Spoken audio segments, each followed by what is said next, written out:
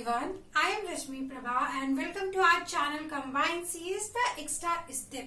In today's lesson, we are going to learn next important topic of discrete mathematics, and that topic is types of relation. So already we have covered what is set theory, what are subset properties, what are Cartesian product and what is relation. So if any person is watching the video for the first time, I will highly recommend to just go and have a quick revision of all the topics, because this course is basically I have designed as a crash course. So what you have to do is कि आप अगर NTA net का preparation कर रहे हैं, even अगर आप किसी यूनिवर्सिटी या किसी भी गेट एग्जामिनेशन या कोई भी जो अपकमिंग आपकी 2020 या 2021 में माइट बी पॉसिबल कि अभी 2020 में शायद कोई एग्जाम ना हो, तो इट डिपेंड्स कि कैसा हमारा कोविड-19 का सिचुएशन होता है, बट बिकॉज कि आप स्टूडेंट हो, आपको इस चीज से कोई फर्क नहीं पड़ना चाहिए कि एग्जामिनेशन होगा या नहीं होगा, बिकॉज एग्जामिनेशन अगर नहीं भी होता है तो आप क्या कर रहे हो घर पे, at least you must study any topic आप चूज करिए और उसको इन डेप्थ में जाकर नॉलेज को गेन करिए, बिकॉज अगर एग्जामिनेशन ही क्रैक करना आपका मेन मोटिव नहीं होना चाहिए। अगर आप किसी भी अगर सपोज आप गेट का भी एग्जामिनेशन अगर क्रैक करना चाह रहे हो, तो ऑब्वियस सी बात है एग्जाम क्रैक करने के बाद आप क्या करोगे, आप जॉब के लिए ही जाओगे, करेक्ट, आप पीएसयूज में जाओगे या आप रिसर्च के लिए जाओगे, आप या फिर हायर स्टडीज में जाओगे, तो व्हाई नॉट नाउ। मतलब कहने का मतलब है कि एग्जाम होगा नहीं होगा इन सब बातों पे आप बिल्कुल भी ध्यान मत दीजिए। एग्जाम को तो जब होना है वो हो ही जाएगा, बट आपका एग्जामिनेशन की वजह से आपके प्रिपरेशन में कोई भी प्रॉब्लम्स नहीं होना चाहिए। So now let us start with our today's session. So we need to learn today. There are two types of relations like reflexive and irreflexive. तो आज के लेसन में हम सिर्फ इस दो को ही कवर अप करेंगे, because this is one of the most important topic, और इससे आप एवरी टाइम कोई भी जो आपके कॉम्पिटिटिव स्टैंडर्ड बेस्ड एग्जाम्स होते हैं उसमें क्वेश्चंस तो इससे बहुत आते हैं, तो हम एक ही वीडियो में सारा नहीं कवर अप कर पाएंगे। In small subsequent video we will going to see what are the different types of relations. So in this video I am covering reflexive and irreflexive. तो डियर फ्रेंड्स, मैंने यहाँ पे क्या लिखा है, reflexive means diagonal element must be present.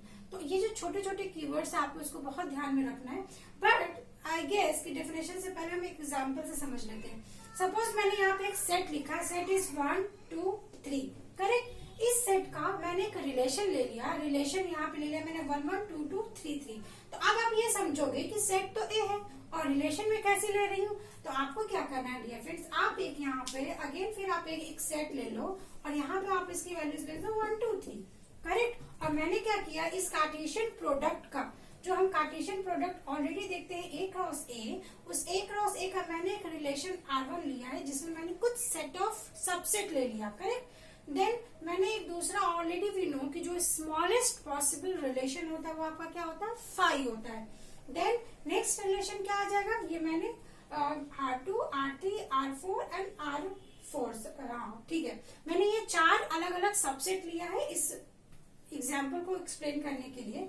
तो अब आप देखिए what is this 1 1 2 2 3 3, this are the diagonal elements. कैसे हम डायगोनल एलिमेंट को समझेंगे कि सपोज ये हमारा एक मैट्रिक्स है, करेक्ट। इस मैट्रिक्स में आपको ये मालूम होता है कि this is the way we represent a matrix in the form of row and columns. तो ये पोजीशन आपका क्या हो जाएगा, 1 1 1 1 2 1 3 2 1 2 2 2 3 3 1 3 2 3 3। तो diagonal element what, this one, this one, this one, these three are the diagonal elements, correct। तो अगर कोई रिलेशन है, उस रिलेशन में वो रिफ्लेक्सिव कब कहा जाएगा, जब उसमें diagonal element must be present, ठीक है। तो अब ये मेरा 2 सेट है, इस 2 सेट का मैंने एक सबसेट ले लिया 1 1 2 2 3 3। तो 1 1 2 2 3 3 was it is a diagonal element। तो क्या ये रिलेशन जो मैंने एग्जांपल में लिया वो रिफ्लेक्सिव है, तो yes this is reflexive. Next अब हमें क्या समझना है कि इररिफ्लेक्सिव। तो irreflexive is just opposite of reflexive. और मैं आपको इसमें एक छोटा सा टिप्स ये बताना चाहूंगी डियर फ्रेंड्स, जो रिफ्लेक्सिव में ऑलमोस्ट आपके 6 to 7 जो भी अलग अलग टाइप्स है, तो आप एक को समझिए और उससे रिलेट करिए दूसरे को। जैसे रिफ्लेक्सिव और इररिफ्लेक्सिव दोनों को हम एक साथ में समझते हैं, तो आप क्या करिए, रिफ्लेक्सिव को अच्छे से समझिए। अगर आप ये अच्छे से समझ लोगे ना, तो ये तो ऑटोमेटिकली आपको आ जाएगा। तो मैंने क्या बताया कि reflexive means what, diagonal element must present. और इसका अपोजिट क्या हो जाएगा irreflexive, diagonal element must not present. तो अगर ये रिलेशन लिया और हमने यहाँ पे देख लिया कि इस सबसेट में ये जो रिलेशन है 1 1 2 2 3 3 है, तो अगर ये रिफ्लेक्सिव है तो ऑब्वियसली बात है ये इररिफ्लेक्सिव क्या होगा, नहीं होगा। सिमिलरली हम केस 2 देख लेते हैं। अगर हमने यहाँ पे 5 लिखा तो 5 means what, smallest possible relation, ठीक है। तो यहाँ पे क्वेश्चन में क्या गिवन है आपका, रिफ्लेक्सिव होने के लिए डायगोनल एलिमेंट मस्ट प्रेजेंट होना चाहिए। तो अगर ये आपका सेट है, इस सेट में तो 5 है, कुछ भी नहीं है, कुछ भी नहीं है, तो डायगोनल एलिमेंट कहाँ से होगा, तो डायगोनल एलिमेंट भी यहाँ पे नहीं है, तो हेंस ये रिफ्लेक्सिव नहीं होगा। सिमिलरली अब जैसे ही हमने ये देख लिया कि ये रिफ्लेक्सिव नहीं है, तो आप सिंपली इसको टिक मार दीजिए कि रिफ्लेक्सिव होगा। तो ये मैं क्यों ऐसा आपको समझाने की कोशिश कर रही हूँ डियर फ्रेंड्स, बिकॉज क्वेश्चंस में आपके आगे इक्विवेलेंस रिलेशंस फाइंड आउट करना। तो अगर जो आपके ऑप्शंस होते हैं ना, ऑप्शंस को आपको कैंसिल करना आना चाहिए और क्विकली करना आना चाहिए। तो अगर आपने ये चेक कर लिया कि जो गिवन रिलेशन है वो रिफ्लेक्सिव नहीं है, तो आप तुरंत उस ऑप्शन में टिक लगाइए कि वो इररिफ्लेक्सिव है, ठीक है। अब हम R3 देख लेते हैं। R3 में मैंने क्या लिखा, 1 1 2 2 2 1, करेक्ट। अब आप मुझे बताइए रिफ्लेक्सिव है कि नहीं है। तो हम फिर से डेफिनेशन देख लेते हैं। डेफिनेशन में क्या लिखा, डायगोनल एलिमेंट मस्ट प्रेजेंट। तो क्या इस रिलेशन में आपको 3 3 है, नहीं है। तो अगर किसी भी रिलेशन में अगर किसी भी सेट का किसी एक मेंबर का भी डायगोनल एलिमेंट नहीं प्रेजेंट है, देन वो रिलेशन रिफ्लेक्सिव नहीं होगा।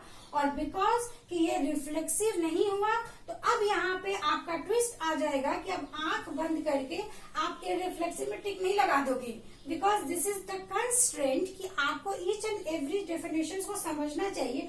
अब आप देखिए इररिफ्लेक्सिव क्या बोलता है कि diagonal element must not present. अब यहाँ पे आप देखो, यहाँ पे 1 1 भी है और 2 2 भी है, तो ये क्या होना चाहिए, ये नहीं प्रेजेंट होना चाहिए। तो यहाँ पर ये क्या हो जाएगा, it's not a reflexive also.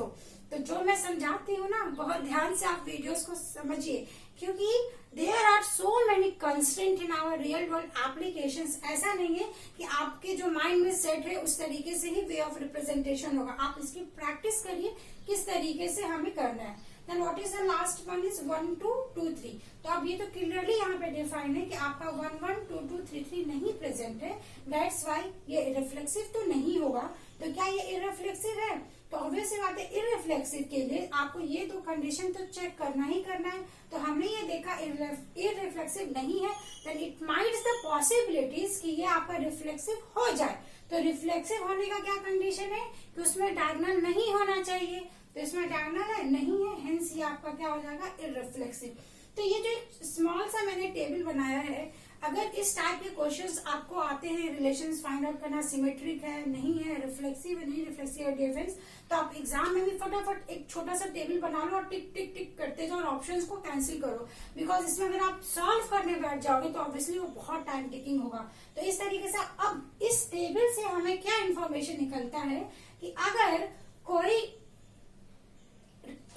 Relation reflexive है तो वो इररिफ्लेक्सिव कभी नहीं होगा। This is 100% true.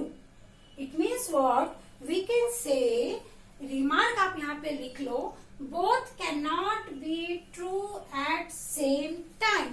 तो जैसा आप पेपर 1 में पढ़ते हो स्क्वायर ऑफ ऑपोजिशन में कि आपका कोई रिलेशन सपोज AEIO है, ठीक है, हम यही तो पढ़ते हैं। तो ये वाला स्टेटमेंट क्या होता है, कॉन्ट्रेरी। कॉन्ट्रेरी मतलब अगर ये ट्रू है तो ये ट्रू नहीं होगा, and this is 100% true validity.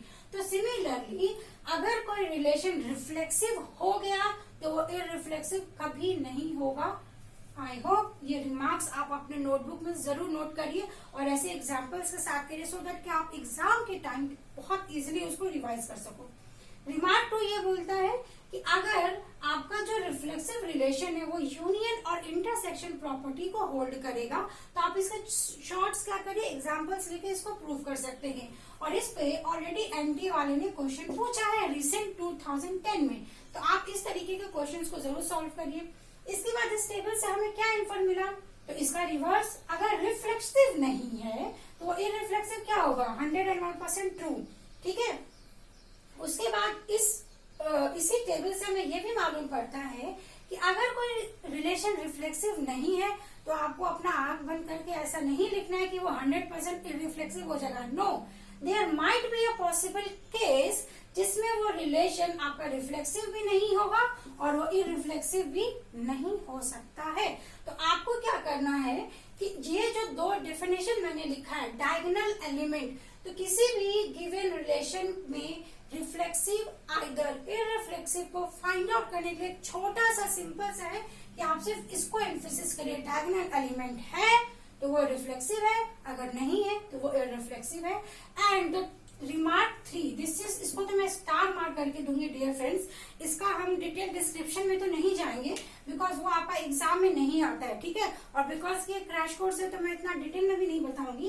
तो हमने ऑलरेडी ये पढ़ा था कि total number of possible relation, अगर आपके पास कोई एक सेट गिवन है ए जिसका हमने ले लिया n, करेक्ट, तो अगर आप उसका कार्टेशियन प्रोडक्ट लिखोगे a क्रॉस a तो क्या हो जाएगा ये n स्क्वायर। तो total number of possible relation क्या हो जाएगा 2 to the power n square. Similarly अगर आपसे ये पूछता है कि किसी भी रिलेशन में अगर दैट रिलेशन इज रिफ्लेक्सिव तो कितने नंबर ऑफ पॉसिबल कॉम्बिनेशंस बनेंगे, तो 2 to the power n-1। Similarly अब ये दोनों आपका सेम है, तो आप कोई भी शॉर्ट नोट्स जब बनाते हैं तो उसमें ये सारे पॉइंट्स को हाईलाइट करके लिखिए। बिकॉज अब आप देखो ये गेट के रिसेंट ईयर क्वेश्चंस में एंड ये सेम क्वेश्चन 2019 में भी रिपीट हुआ है कि total number of possible reflexive relation. और ये क्वेश्चन तो मैंने ठीक है सिर्फ एक क्वेश्चन लिया है, आप प्रीवियस ईयर का क्वेश्चन देखिए एवरी टाइम रिसेंट ईयर, मतलब आप समझ लो 2005 से लेकर अभी तक इस पे एक नया क्वेश्चन तो आता ही आता है रिलेशंस पे। एक क्वेश्चन तो मैं नहीं बोलूंगी, इस टॉपिक पे आप मान के चलिए 1 से 2 क्वेश्चन आता है एंड दिस इज 4 मार्क्स, तो आप इसको स्किप तो नहीं करिए। तो अब आपका ये काम है कि अगर आपको आज का सेशन समझ में आ रहा होगा या कोई भी डाउट है, बिकॉज ऑब्वियस सी बात है मैंने आज इसको फास्ट फॉरवर्ड मोड में एक्सप्लेन करने की कोशिश की है, तो स्टिल अगर कोई भी डाउट है तो आप प्लीज मुझे कमेंट सेक्शन में लिखे। और मैं ये भी चाहूंगी कि अगर किसी लर्नर्स को ये सारे टॉपिक्स क्लियर हो रहे तो please tell me the answer of this question in the comment section. With these words, happy learning, stay safe, and if you are liking my videos, so please subscribe the channel and please hit the bell icon because we are covering discrete mathematics and artificial intelligence is already वो complete होने वाला है। तो आपका जो भी preparation है हमारे साथ करें और जो भी आप फील करते हैं हमारे वीडियोस के बारे में वो हमें जरूर बताएं। With these words, thanks for watching. Thank you so much.